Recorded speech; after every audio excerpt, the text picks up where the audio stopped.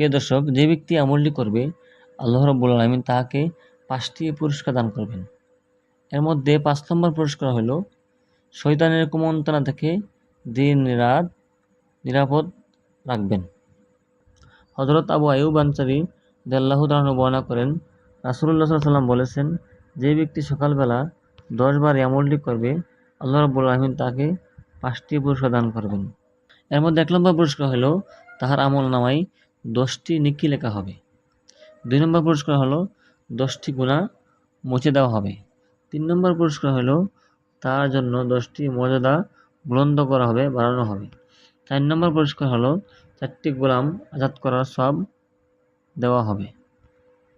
আর 5 নম্বর পুরস্কারটা হইল শয়তানের কুমন্ত্রণা থেকে নিরাপদ থাকবে। এখানে 2টা ব্যাখ্যা আছে। একটা হলো কেউ যদি সকালবেলা পড়ে তাহলে সন্ধ্যা পর্যন্ত শয়তানের কুমন্ত্রণা থেকে নিরাপদ রাখবেন, আর কেউ যদি সন্ধ্যার সময় পড়ে তাহলে সকাল পর্যন্ত শয়তানের কুমন্ত্রণা থেকে আল্লাহ রাব্বুল আলামিন হেফাজতে রাখবেন।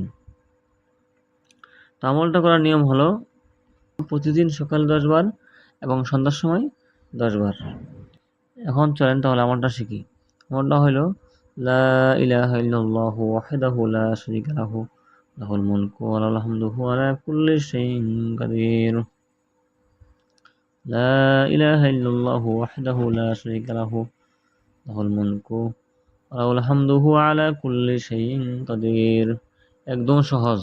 লা ইলাহা ইল্লাল্লাহু ওয়াহদাহু লা শারীকা লাহু লাহুল মুলকু ওয়া লাহুল হামদু ওয়া আলা কুল্লি শাইইন কাদির।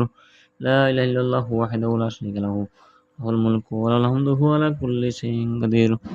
লা ইলাহা ইল্লাল্লাহু ওয়াহদাহু লা শারীকা লাহু লাহুল মুলকু ওয়া লাহুল হামদু ওয়া আলা কুল্লি শাইইন কাদির। সকালে 10 বার, বিকালে 10 বার।